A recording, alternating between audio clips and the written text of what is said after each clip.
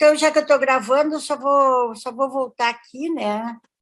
Nesses aqui. Bom, raça e etnia, a gente já falou o que era, e a origem das raças e racismo, então.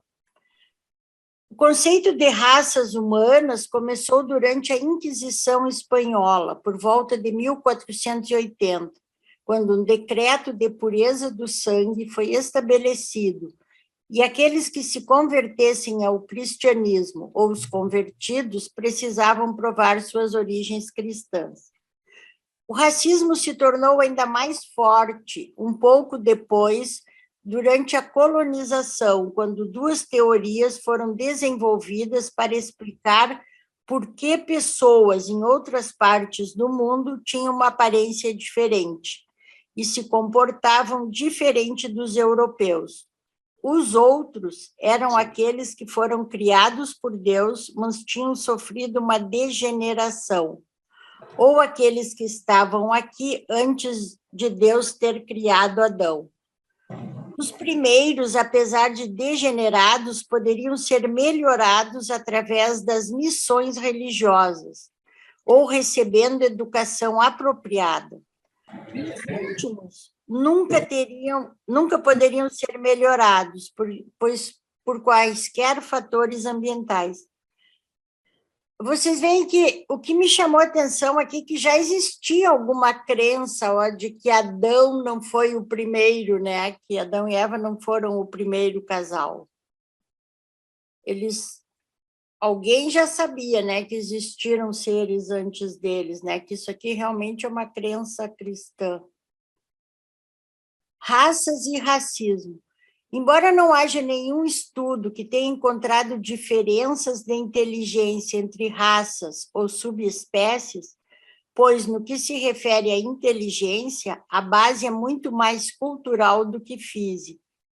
Também é verdade que não se buscam essas diferenças intelectuais por causa do medo de alimentar o racismo. O QI não fornece qualquer medida de inteligência no sentido biológico. É um teste unicamente cultural e constitui um índice de integração e aptidão social.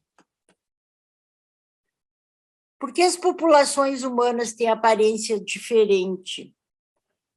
Ao se espalhar pelo mundo, os seres humanos tiveram que lidar com todo tipo de ambiente, e o principal elemento a se adaptar aos extremos de temperatura, umidade, iluminação e ventos do planeta foi a aparência. Pessoas com pele mais escura que vivem ou são descendentes de pessoas que vivem em ambientes muito ensolarados passaram por adaptações para prevenir o câncer de pele, por exemplo. Pessoas com cores de pele semelhantes podem ter formas de nariz muito diferentes, devido às diversas adaptações ao clima. Em regiões quentes, é vantajoso ser baixo como os pigmeus ou alongado como os quenianos, com a superfície do corpo grande quando comparada ao volume, o que facilita a evaporação do suor. O cabelo encarapinhado ajuda a reter o suor no couro cabeludo e a resfriá-lo. O oposto ocorre em regiões frias como a Sibéria. O corpo e a cabeça dos mongóis tendem a ser arredondados para guardar calor. O nariz pequeno para não congelar, com narinas estreitas para aquecer o ar que chega aos pulmões, e os olhos alongados e protegidos do vento por dobras da pele. Ao se estabelecer num local mais frio e pouco ensolarado, uma pele mais clara ajudava a aproveitar melhor os raios solares, importantes para o corpo produzir vitamina D. Assim, toda a população clareava sua pele de geração em geração, por meio da seleção natural. O isolamento foi um elemento importante nesse processo de diferenciação, que esse isolamento hoje a gente não tem mais, né? Dessa adaptação forçada nas andanças pela Terra, surgiram os 3 grandes grupos étnicos em que o ser humano tradicionalmente é dividido: negroides, caucasoides e mongoloides. E a nossa biologia, o que diz a respeito das raças? Nós, humanos, temos a tendência de classificar nossos congêneres segundo sua raça integrada em nossa biologia. Hipócrates classificava os homens de pele escura como covardes e os que tinham pele clara como valentes. Os chineses, por sua vez, consideravam repulsivos os europeus, assim como os hindus, que os viam como gente sem os valores mais básicos. Experiências mostraram que esse impulso parece estar inscrito em nossa biologia. Um experimento com chilenos mapuches e não mapuches, colocando-lhes eletrodos e mostrando-lhes fotos dos dois grupos sociais, olha o que eles viram. Em questão de milésimos de segundo, o cérebro percebe se a foto pertence à sua etnia ou não. Se pertence, ele associa a algo positivo, se não, a algo negativo. E nós vamos ver depois lá por que os portadores da vida dividiram os primeiros seres lá em raças coloridas. É por causa disso aqui, né? Dessa questão de pertencer ao mesmo grupo, à mesma etnia. As pessoas acham que associam algo positivo e não algo negativo, e se preservam. Aí já está aqui. E os portadores da vida sabiam disso. Então, o que ele... é impossível a tais seres primitivos viverem muito tempo juntos em paz. O homem é descendente de animais lutadores, e quando estreitamente associados, tais povos sem cultura passam a irritar-se e ofendem uns aos outros. Os portadores da vida conhecem essa tendência entre as criaturas evolucionárias e, por isso, tomam as suas precauções de separações eventuais entre os seres humanos em desenvolvimento, em pelo menos 3 e, mais frequentemente, em 6 raças distintas e separadas. Então, aqui a gente tem a explicação por que os portadores da vida separaram em raças de cores. Não foi porque um era mais bonito, outro menos bonito, é porque eles sabiam que, no início, a tendência era o povo de uma cor permanecer unido, né? Então, para a nossa evolução, isso foi importante. E essa pesquisa aqui com os chilenos mapuches e não mapuches comprova isso, né? Se pertence à mesma etnia, o cérebro associa algo positivo, se não a algo negativo.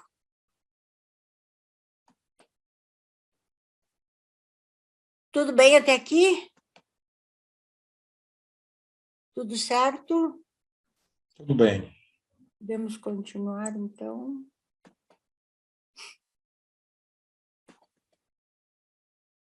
A nossa genética, o que ela diz? Entre os humanos, não existe uma diferença genética bem definida entre raças, como ocorre, por exemplo, com os chimpanzés, os animais mais próximos dos humanos.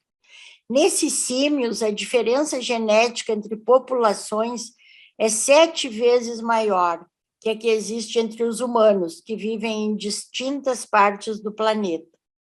Há um século, as distinções entre a saúde dos negros e a dos brancos nos Estados Unidos não tinham origem em diferenças biológicas, e sim sociais, assinalando que essas diferenças também não podiam ser causadas para explicar distinções que tinham sua base na cultura. Alguns casos em que usar a raça para classificar os pacientes pode piorar seu tratamento. Em uma espécie promíscua como o do Homo sapiens, as suposições raciais não são um guia biológico, como alguns acreditam, já que os grupos raciais, da forma como se definem habitualmente, são heterogêneos geneticamente e não têm fronteiras bem definidas. Como exemplo, muitos diagnósticos de fibrose cística em pessoas de origem africana deixam de ser feitos porque ela é considerada uma doença de brancos. Então, nós estamos vendo que, biologicamente, nós somos iguais, né? Apesar do termo raça ser usado no senso comum, a espécie humana não possui subespécies ou subcategorias, como os outros animais, né? Se a gente vai estudar biologia, a gente vê que tem várias classes. E, portanto, não é correto afirmar que existam diferentes raças humanas. Embora os humanos sejam, às vezes, divididos em raças, a variação morfológica entre as raças não é indicativa de grandes diferenças no DNA. Por exemplo, estudos genéticos mostram que a cor da pele pode mudar drasticamente em apenas 100 gerações, cerca de 2.500 anos, como resultado de influências ambientais. Além disso, o DNA de 2 seres humanos escolhidos aleatoriamente geralmente varia em menos de 0,1%. Enquanto as raças atuais estiverem tão sobrecarregadas de linha... Agora o livro de Urântia diz assim para nós. Enquanto as raças atuais estiverem tão sobrecarregadas de linhagens inferiores e degeneradas, a mesclagem das raças em uma escala ampla há de ser altamente prejudicial. Mas a maior parte das objeções a tais experimentos repousa nos preconceitos sociais e culturais, mais do que em análises biológicas. Então, às vezes, as pessoas acusam o livro de Urântia de ser racista, não é. Aqui ele fala, realmente, né, que se as pessoas vão se mesclar com linhagens muito inferiores, não vai ter uma elevação. Mas olha aqui, ó, repousa nos preconceitos sociais e culturais mais do que em análises biológicas. E é o que nós estamos vendo hoje, comprovado pela ciência, né? Que as diferenças não são tão biológicas quanto culturais e ambientais. Mesmo entre as linhagens inferiores, os híbridos geralmente representam um aperfeiçoamento dos seus ancestrais. A hibridação colabora para o aprimoramento das raças, devido ao papel dos genes dominantes. A mesclagem interracial aumenta a probabilidade de que um número maior dos genes dominantes desejáveis esteja presente no resultado híbrido. Isso aqui a gente comprova até nos animais, nas plantas, em tudo, né? A hibridação. E agora, o livro de Urântia diz assim, durante os últimos 100 anos tem havido mais hibridação racial em Urântia do que ocorreu em milhares de anos. O perigo de desarmonias grosseiras resultantes da fecundação cruzada de sangues humanos foi bastante exagerado. Os maiores problemas da mestiçagem são devidos a preconceitos sociais. De novo, aqui o livro fala, ó. A experiência de Pitcairn, isso aqui foi na Polinésia, na internet tem a descrição dessa experiência aqui que eles fizeram de mesclagem de raça. Tinha dado muito certo, mas depois um cara lá bagunçou com tudo. De mesclar a raça branca e a raça polinésia, deu resultados bastante bons, porque os homens brancos e as mulheres polinésias eram de linhagens raciais relativamente boas. A mesclagem entre os mais elevados tipos da raça branca, da raça vermelha e da raça amarela traria imediatamente à existência muitas características novas e biologicamente eficazes. Esses 3 povos pertencem às raças sanjiques primárias. Misturas da raça branca e da raça negra não são tão desejáveis pelos seus resultados imediatos, mas essa progênie mulata é tão digna de objeções como o querem fazer parecer os preconceitos sociais. Nem essa progênie mulata é tão digna de objeções como querem fazer parecer os preconceitos sociais e raciais. Fisicamente, tais produtos híbridos de brancos e negros são espécimes excelentes de seres humanos, não obstante a sua ligeira inferioridade quanto a alguns outros aspectos. E o que diz de novo a ciência? O fato de que a raça seja um termo confuso do ponto de vista científico não significa que os exames de DNA não possam dizer nada sobre nossa origem. Um grupo de cientistas foi capaz de determinar corretamente o país de origem de 83% das pessoas analisadas. Mas a gente sabe, né, que aqui entram muitos fatores ambientais, aqui como nós já vimos. Além disso, buscando resultados ainda mais específicos, os cientistas estudaram 200 habitantes da ilha da Sardenha. Em 25% dos casos, o grupo acertou a localidade de origem desses habitantes, e em quase todos os outros apontou localidades a uma distância máxima de 50 quilômetros dos seus povoados. Outros resultados das análises genéticas, entretanto, mostram a complexa relação entre raça e genética. Quando se comparou em 2009 o genoma do cientista coreano Seong-Jin Kim com os dos norte-americanos James Watson e Craig Venter, esses caras aqui foram os que descobriram o DNA, sequenciaram o DNA, verificou-se que os dois cientistas brancos compartilhavam menos variações genéticas entre si do que tinham em comum com o asiático. Na Península Ibérica, os habitantes da costa leste são geneticamente mais parecidos com os italianos do que com as pessoas da própria península. Alguma pergunta, alguma dúvida? Nada? Agora está tranquilo, Estela. Então, vamos continuar.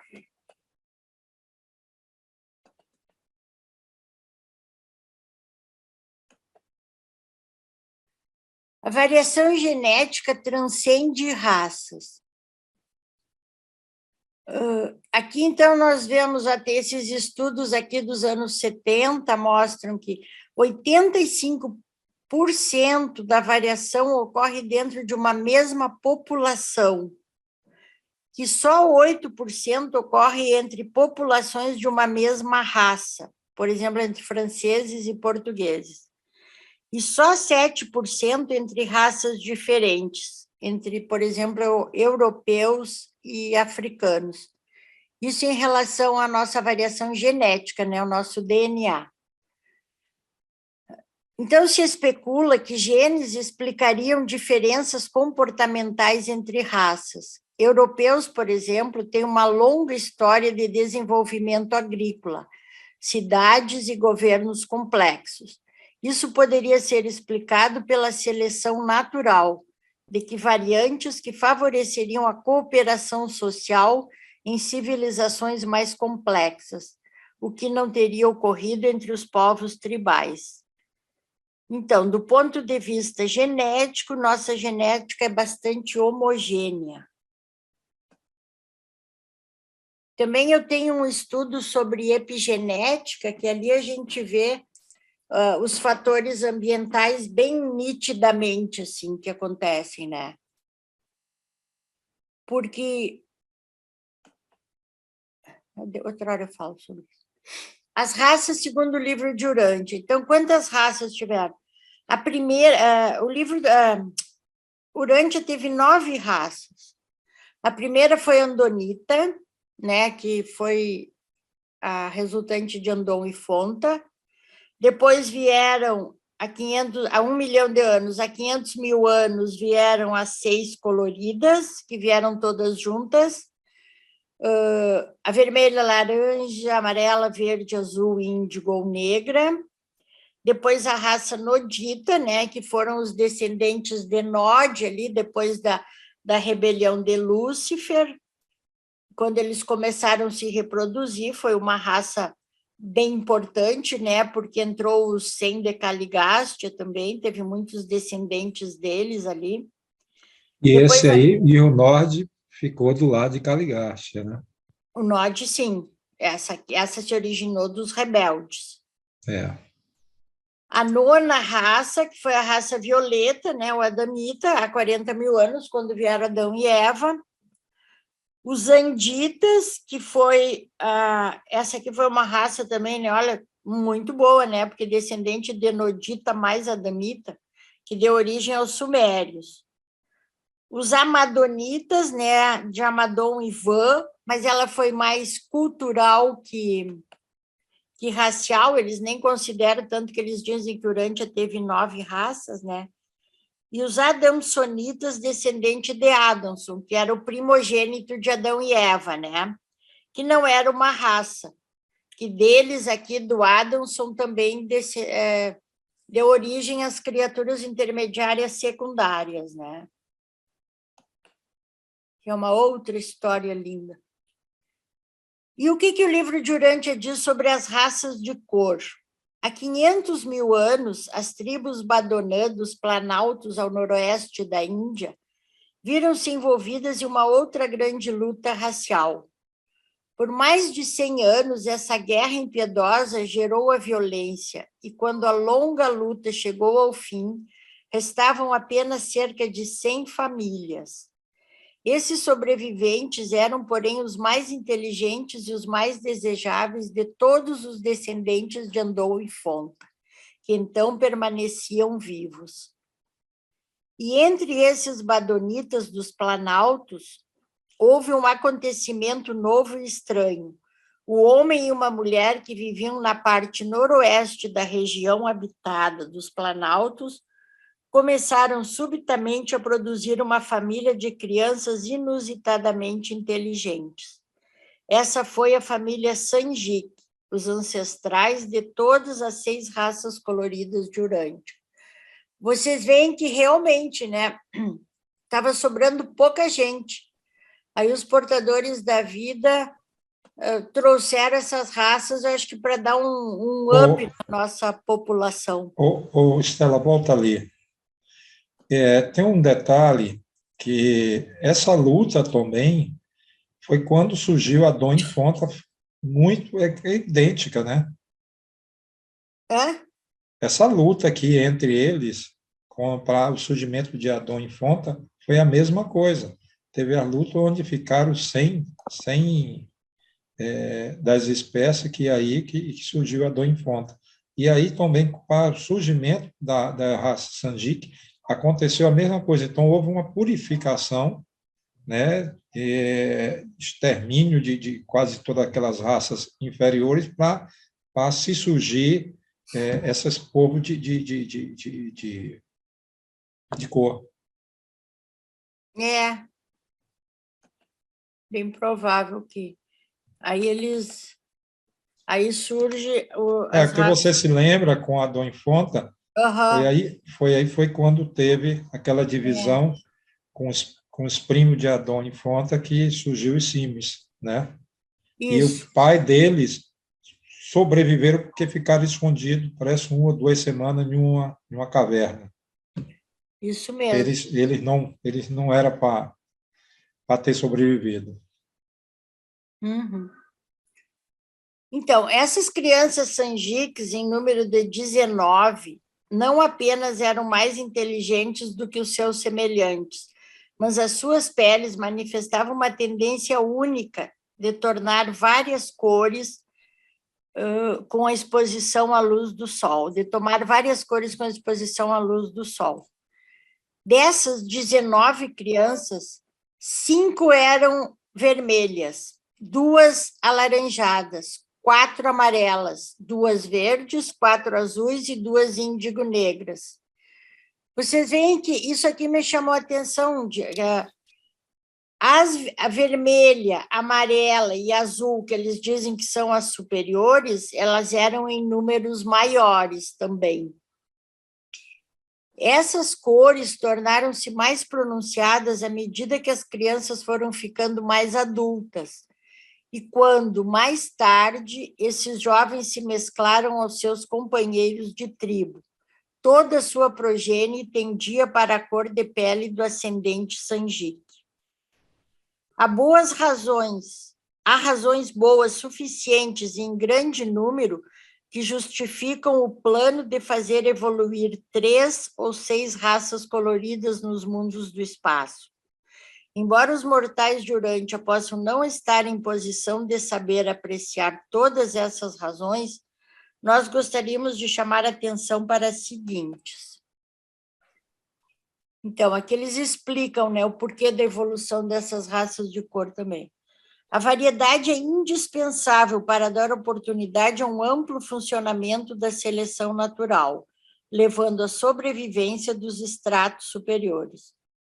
Raças mais fortes e melhores podem ser obtidas em consequência de cruzamentos de povos diversos, quando essas raças diferentes são portadoras de fatores de uma herança superior. E as raças de Urântia ter-se-iam beneficiado de uma tal miscigenação antecipada, caso o povo resultante pudesse ter sido subsequentemente elevado, de um modo efetivo por uma miscigenação cuidadosa com a raça adâmica superior. Uma tentativa de se efetuar um experimento assim em Urântia, sob as condições raciais atuais, seria altamente desastrosa. Então, eles sabem exatamente, que nem Israel falou, né, de quando fazer essas mudanças, né? Então, eles dizem, uma tentativa de se efetuar uma experiência assim, sob as condições raciais atuais, seria realmente desastrosa. E a gente sabe, né, que até pouco tempo, na época que o livro foi escrito, ainda nos Estados Unidos, ainda branco e preto não andavam no mesmo trem, no mesmo ônibus, uma série no Brasil ainda tinha, deixa eu ver, não tinha escravidão mais, mas não fazia muito tempo que tinha acabado, né? E também uma das primeira tentativa que fizeram para não se miscigenar as raças foram as castras indianas, né? Que depois passou a ser mais cultural e econômica, mas no princípio era para a divisão das raças. As castas, a eugenia, aquele programa de eugenia do início do século, uma série de coisas, né? A competição é saudavelmente estimulada pela diversidade das raças. As diferenças no status das raças e grupos dentro de cada raça são essenciais para o desenvolvimento da tolerância e do altruísmo humano. A homogeneidade da raça humana não é desejável antes que os povos de um mundo em evolução atinjam níveis relativamente altos de desenvolvimento espiritual. Olha só. E o livro de Urântia continua ainda. Nos mundos que possuem todas as 6 raças evolucionárias, né, porque nós vimos que em alguns deles vem só 3, e aí são as 3 superiores, eles falam, né? Os povos superiores são os da primeira, da terceira e da quinta raças, a vermelha, amarela e azul. As raças evolucionárias, uma característica também diferente aqui, que para nós vieram todas juntas, né? Geralmente vem uma, depois a outra, depois a outra. As raças evolucionárias, assim, alternam-se em capacidade de crescimento intelectual e desenvolvimento espiritual. A segunda, a quarta e a sexta sendo ligeiramente menos dotadas. Essas raças secundárias são as dos povos que acabam ausentes em certos mundos. São as raças que foram exterminadas em muitos outros. É um infortúnio que em Urântia tenhais perdido em grande escala os homens azuis superiores, excetuando no que eles perduram na vossa miscigenada raça branca. A perda das vossas linhagens alaranjadas e verdes não é tão preocupante.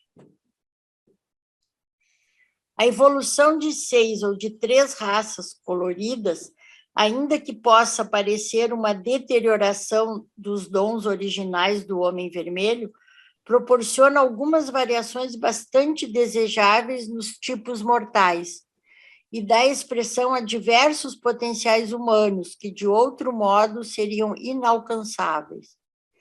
Essas modificações se fazem benéficas ao progresso da humanidade como um todo, desde que sejam posteriormente elevadas pela importação da raça adâmica ou violeta. Em Urante, esse plano usual de miscigenação não foi levado até onde devia. A gente sabe por quê, né? Por causa da falta adâmica. E tal fracasso em executar o plano de evolução da raça torna impossível para vós compreenderdes, apenas observando os remanescentes dessas raças primitivas no vosso mundo, o suficiente sobre o status alcançado por esses povos em um planeta normal. Realmente, a gente não consegue nem ter ideia, né, do que seria. Nós, num planeta normal. Imagina se Adão e Eva estivessem aqui até hoje. Na primeira fase do desenvolvimento racial, há uma ligeira tendência de os homens vermelhos, amarelos e azuis se mesclarem entre si, e uma tendência semelhante de que as raças alaranjadas, verdes e de cor índigo também se mesclem entre si. Os humanos mais atrasados são geralmente empregados como trabalhadores pelas raças de mais progresso. Isso explica a origem da escravatura nos planetas durante as idades iniciais. Os homens alaranjados geralmente são dominados pelos vermelhos e reduzidos ao status de servos, sendo algumas vezes exterminados. Os homens amarelos e os vermelhos frequentemente confraternizam entre si, mas não sempre. A raça amarela geralmente escraviza a verde, enquanto os homens azuis dominam os índigos. Essas raças de homens primitivos, ao utilizarem os serviços dos seus companheiros mais atrasados em tarefas obrigatórias, não pensam neles mais do que os urantianos o fazem ao compararem e venderem cavalos e gado. É verdade, Estela, né? Oi. então a escravidão surge aí, nesse momento, do homem com o homem. Desde os tempos primitivos, né? Uns já escravizavam os outros.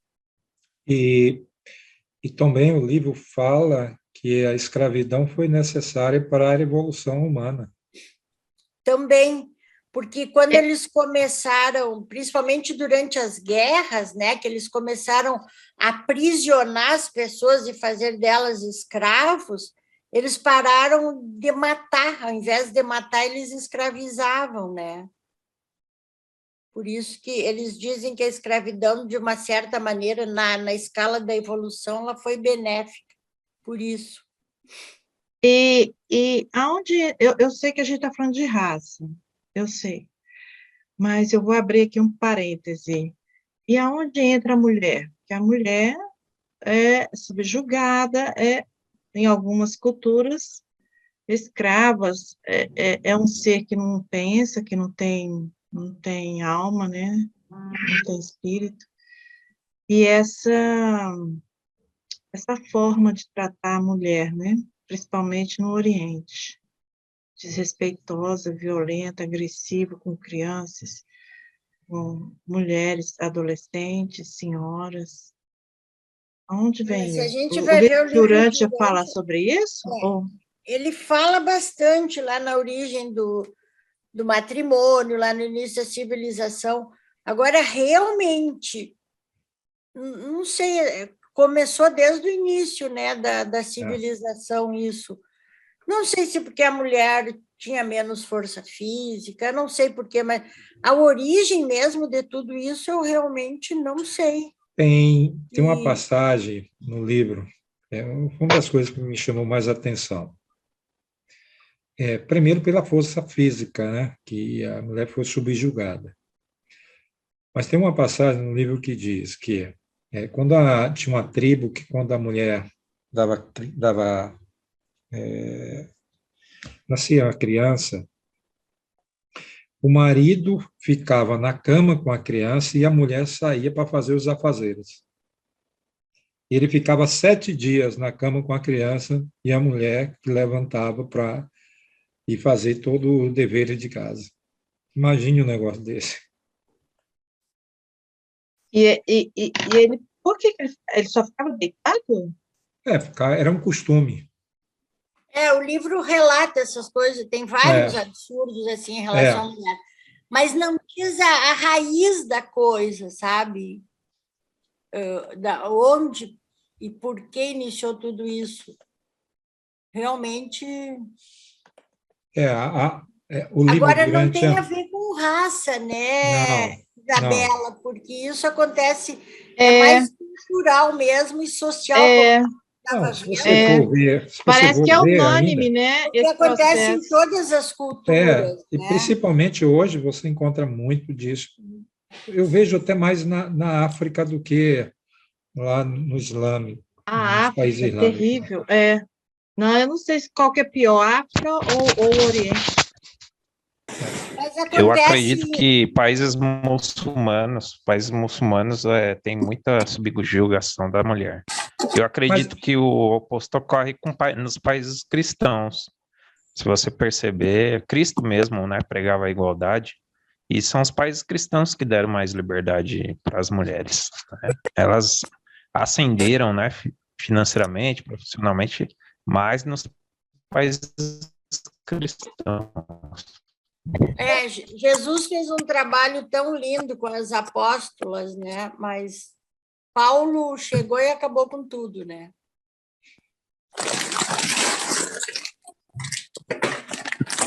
Obrigada, Estela. Achei que queria falar, mas eu já... Não tem muitos slides mais, depois a gente fica discutindo. Então, Adão e Eva realmente caíram do seu elevado estado de filiação material até o status inferior de homem mortal. Mas isso não foi uma queda do homem. A raça humana tem sido elevada a despeito das consequências imediatas da falta adâmica.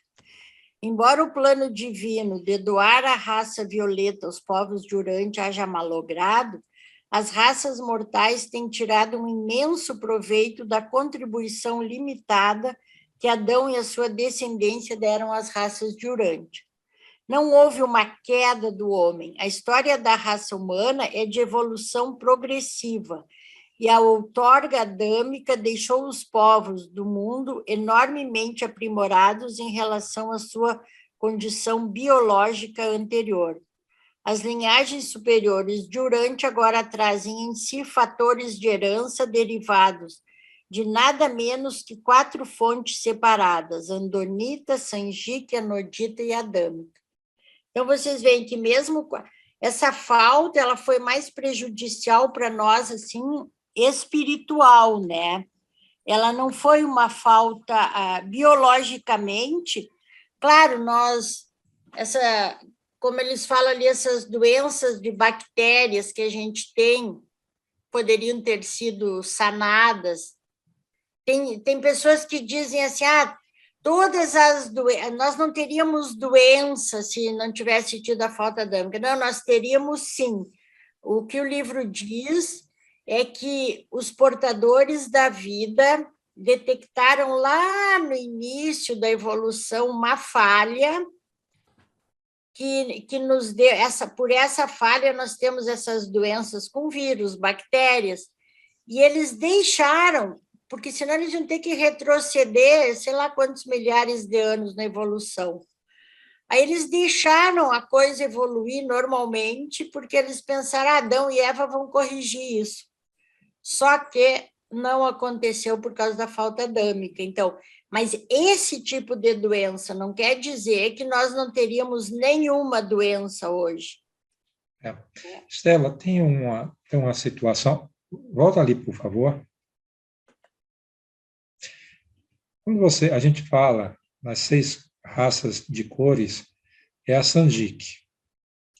Então, nós tivemos, em verdade, 7 raças de cores e 2 que foram de descendentes, que foi 6 a de cores. 7, que a adâmica era a violeta, né? Ah, tá. Então, nós tínhamos a Dom Fonta, a Sanjique, que eram as 6 raças das cores que a gente está estudando aí. Depois a Nórdita, essa sim, foi dos povos de Caligacha, dos 100 de Caligacha, ficaram lá do lado de Caligacha, que desceram à terra, que na mitologia se fala dos anjos caídos, né? Que é a mesma coisa. E a Adâmica, aqui, é a raça violeta, que era de Adão e Eva. Então, em alguns locais se fala raça violeta e em outros adâmica. Então, foram 7 raças de cores e 2 de descendentes, né? Podemos dizer assim. A miscigenação. Lentamente, esses filhos migraram do Éden, uniram-se com os tipos mais elevados da raça azul, revigorando as suas práticas culturais e, ao mesmo tempo, exterminando sem piedade os traços residuais do sangue neandertal. Essa técnica de mistura, isso aqui, então, são os que saíram do Éden, né, os descendentes. Essa técnica de mistura racial, combinada com a eliminação das linhagens inferiores, produziu 1 dúzia ou mais de grupos viris e progressistas de homens azuis superiores, uma das quais vós denominastes os cromagnons. As primeiras ondas da cultura mesopotâmia tomaram por essas e outras razões, das quais a menos importante foi o trajeto mais favorável da imigração, quase que exclusivamente o caminho da Europa. E foram essas circunstâncias que determinaram os antecedentes da moderna civilização europeia. Então, o que o livro de Urântia diz, né? Porque às vezes as pessoas perguntam, que raça nós temos aqui, que raça predomina no Brasil, né? Então, nós não temos mais, hoje nós estamos totalmente miscigenados, né? Todavia, é uma falácia presumir classificar os povos brancos como sendo nórdicos, alpinos e mediterrâneos. Houve uma mesclagem geral, forte e intensa demais, para permitir tais agrupamentos. Em um dado momento, houve uma divisão bastante bem definida da raça branca nesses tipos, mas desde então ocorreu uma intermiscigenação bastante propagada, passando a não ser mais possível identificar essas diferenciações com qualquer clareza. Mesmo em 3.000 anos antes de Cristo, os antigos grupos sociais já não eram de só uma raça, não mais do que os atuais habitantes da América do Norte. No momento em que se fez o contato com o alvorecer dos tempos históricos, toda a Eurásia, o norte da África e as ilhas do Pacífico estavam povoados com as raças compostas da mesclagem da humanidade. E as raças de hoje, resultantes da combinação e da recombinação dos 5 sangues humanos básicos de Urântia. Oi, Estela. Isso aí, volta aí, isso aí me chamou a atenção, dos 5 sangues. Eu não tenho lembrança disso. Seria os 5 tipos sanguíneos, né? Só se Seria está isso? falando nesse sentido. Não, mas são 4, né? São 4 ou 5? Não, A, B e O. E não tem um... É verdade. São 4. E fator negativo e positivo tem nas 4, seria 8, então. Mas tipo, na verdade, tipo, são os 4, né? É por isso que me chamou a Eu não atenção sei, esse... eu não sei porque... É. E as raças hoje resultaram da combinação e da recombinação dos 5 sangues humanos básicos de urânio. Vou anotar aqui para ler isso aqui depois. 8141. Vai ver que nós vamos descobrir mais um. Não temos mais raças puras, né? Então, cada uma das raças de Urântia foi identificado por certas características físicas distintas. Os adamitas e os noditas tinham a cabeça longa. Os andonitas tinham a cabeça larga. As raças sanjiques tinham cabeças do tamanho mediano. Os homens amarelos e os azuis tendendo a ter cabeças largas. As raças azuis, quando combinadas com a linhagem andonita, decididamente ficavam com as cabeças grandes. Os sanjiques secundários tinham a cabeça do tamanho mediano ou longo. Posto que esses 5 grandes grupos raciais se intermesclavam amplamente, a combinação contínua tendeu a obscurecer o tipo andonita, por meio da dominação da hereditariedade sanjique. Os lapônios e os esquimós são combinações das raças andonitas e sanjiques azuis. A estrutura do esqueleto de ambas é a que mais se aproxima de haver preservado o tipo andônico aborígene. Todavia, os adamitas e os noditas tornaram-se tão miscigenados com as outras raças que eles podem ser detectados apenas como uma ordem caucasoide generalizada. Hoje não há raças puras no mundo.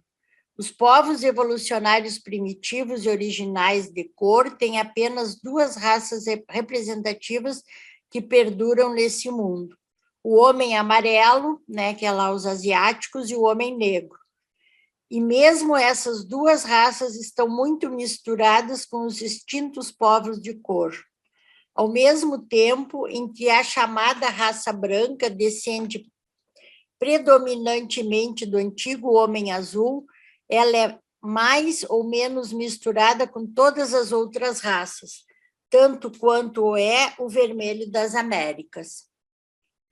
Das 6 raças sanjiques coloridas, 3 eram primárias e 3 secundárias. Embora as 3 primárias, azul, vermelha e amarela, fossem superiores sob muitos aspectos, aos 3 povos secundários deve-se lembrar que essas raças secundárias tinham muitos traços desejáveis, os quais teriam elevado consideravelmente os povos primários, caso as suas melhores linhagens pudessem ter sido absorvidas. E não foram, né, como eles falam, por questões culturais, ambientais. O preconceito atual contra os híbridos, os mestiços e os de meia casta, surge porque a miscigenação racial moderna acontece, na sua maior parte, entre as linhagens grosseiramente inferiores das raças envolvidas. Também uma progênie insatisfatória advém quando se misturam linhagens degeneradas da mesma raça. Caso pudessem livrar-se da maldição dos seus substratos mais baixos de espécimes deteriorados, antissociais, debilitados mentalmente e párias, haveria pouca objeção à amalgamação racial limitada para as raças atuais de Urântia. E se tais misturas raciais pudessem acontecer entre os tipos mais elevados das várias raças, haveria menos objeção ainda. Então, é como a gente está vendo, né? Não é questão de raça, de cor, aqui é tudo questão social, né? A hibridação... Mas, Estela, hoje a gente vê mais uma questão social, mas ele está colocando aí que o grande problema é quando você tem espécies não geneticamente perfeitas, né? Não, ele fala de deteriorados, antissociais, debilitados mentalmente e párias. Isso independe de cor, de raça. Claro, não, é isso que eu falo. É mais Isso tem pessoas. qualquer uma, é mais Sim. social do que racial. Eu acho que aí é mais racial do que social. Por quê? Porque ele está levando mais a genética em consideração aí do que a sociedade. Não sei se um cara debilitado mentalmente, um antissocial, um deteriorado, não sei se tem muito a ver com a genética. Eu acredito que seja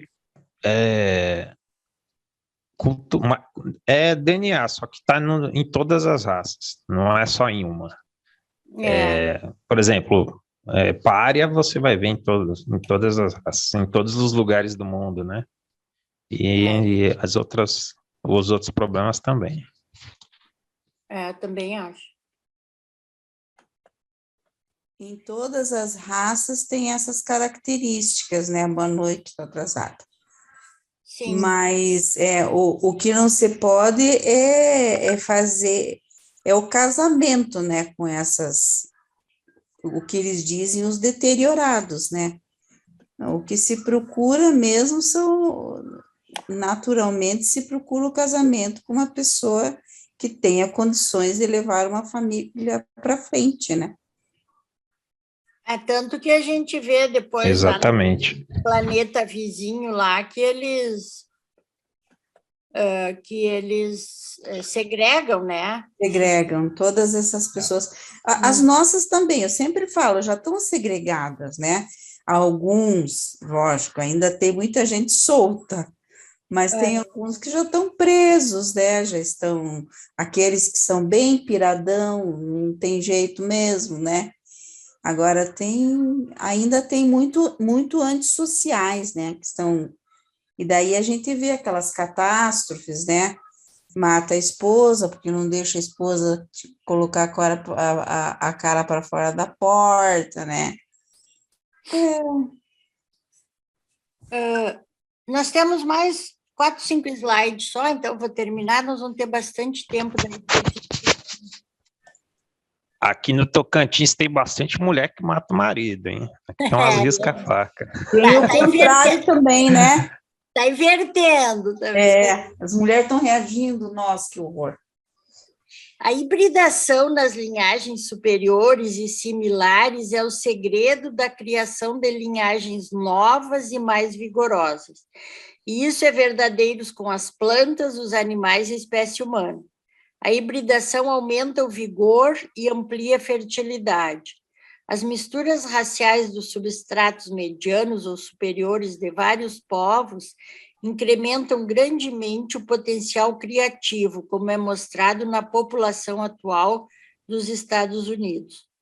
Quando tais acasalamentos acontecem entre os substratos mais baixos ou inferiores, a criatividade diminui, como é mostrado pelos povos atuais do sul da Índia. Bom, então, o que o livro de Urântia diz, né? Que agora é por nossa conta. A humanidade em Urântia deve resolver os problemas que tem com o desenvolvimento mortal das raças humanas. Nenhuma raça mais irá evoluir de fontes pré-humanas em todo o tempo futuro. Então, não vai vir mais nenhum sanguezinho violeta para nós.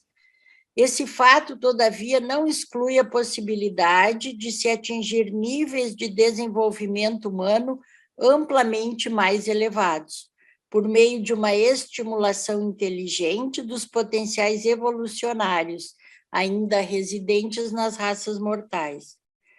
Tudo o que nós, os portadores da vida, fazemos para fomentar e conservar as linhagens de vida, antes do aparecimento da vontade humana, o homem deve fazer por si próprio. Depois de tudo isso e depois que deixarmos de lado a nossa participação ativa na evolução. De modo geral, o destino evolucionário do homem está nas suas próprias mãos, e a inteligência científica deve, mais cedo ou mais tarde, substituir o funcionamento aleatório de seleção natural descontrolada, e da casualidade na sobrevivência. Isso aqui nós já estamos, né, com as terapias gênicas bem adiantados, né? Hoje pode consertar um gene defeituoso para ele não se reproduzir nas outras gerações, né? Afinal, o verdadeiro perigo para a espécie humana deverá estar na multiplicação sem restrições das linhagens inferiores e degeneradas dos vários povos civilizados, mais do que qualquer perigo suposto advindo das misturas raciais entre si. Isso aqui, né, que foi tema do que a gente estava estudando na terça-feira, que a gente falou. E como aqui os portadores da vida, né, trouxeram as raças coloridas para elas se juntarem e ter uma evolução melhor, assim, para não ter briga. Eu acho interessante isso aqui, que lá nas salas de ressurreição também tem uma câmara para cada raça. Né? Então, acho que eles já fazem isso também, as mesma raça, se encontrar. Do templo da nova vida estendem-se as 7 alas radiais, as salas de ressurreição das raças mortais. Cada uma dessas estruturas é devotada à reconstituição de uma das 7 raças do templo. Há 100.000 câmaras de ressurreição pessoal em cada uma dessas 7 alas, terminando em salas circulares de reconstituição por classes, que servem como câmaras do despertar para até 1 milhão de indivíduos. Essas salas estão rodeadas pelas câmaras de reconstituição da personalidade das raças bem miscigenadas dos mundos normais pós-adâmicos. Independentemente da técnica empregada nos mundos individuais do tempo em relação às ressurreições especiais ou dispensacionais, a reconstituição real e consciente da personalidade factual e completa tem lugar nas salas de ressurreição da Mansônia, número 1, por toda a eternidade. Vós ireis relembrar-vos das impressões profundas das memórias do vosso primeiro testemunhar dessas manhãs de ressurreição. Depois, eu vou terminar aqui, falta 2 slides, depois a gente volta nesse aqui, porque ele fala 7 raças do tempo. Pronto, eu ia falar isso. E no anterior também tem uma coisa muito interessante. Eu vou terminar. Eu vou ler esse texto aqui, porque eu gosto muito dele quando a gente fala de raça, né? A espécie humana sobre a experiência dos campos de extermínio. Esse texto é de 1947. Os condenados ao extermínio tinham sido levados a exprimir como única reivindicação um sentimento de pertencer à espécie. Eis o que se deveria fazer valer para os partidários da desigualdade das raças, se eles pudessem escutar e observar esse grito de pertencer que foi recusado às vítimas do extermínio. Vede ao que conduz à afirmação de uma desigualdade e de uma hierarquia das raças.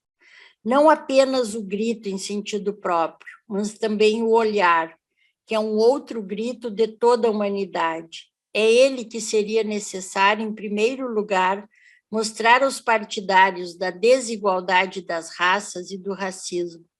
Os olhos das crianças dos povos de todo o mundo que os olham, os interrogam, exigindo-lhes que prestem contas. A abertura, o espanto ou a aflição nesses olhos bem abertos, que os sondariam até o fundo deles mesmos se soubessem vê-los. Esses olhos que exprimem da maneira mais nua, desprovida de discurso e de artifícios, a interpelação que nos invade. Por todos os tempos, desde que a humanidade existe, é pela interpelação de um olhar que o homem se reconhece, que ele se reconhece a si próprio em sua humanidade, em sua dignidade inalienável. A troca pelos olhares exprime, antes de se estabelecer por meio das palavras, a irrefutável presença das consciências e sua igualdade fundadora, sua fraternidade, de igual para igual. O olhar, desde a criança até o velho, esse grito silencioso, imediato, evidência da nossa humanidade. E o livro de Urântia diz, né? Em tempos recentes, os olhos têm sido encarados como sendo janelas da alma. E a ONU diz que todos os seres humanos nascem livres e iguais na dignidade e no direito. A bondade nada sabe de cores, credos ou raças. Todas as pessoas nascem iguais. Deus criou o planeta Terra com a evolução de todas as raças do universo. Somos a evolução de todas as raças. Obrigada.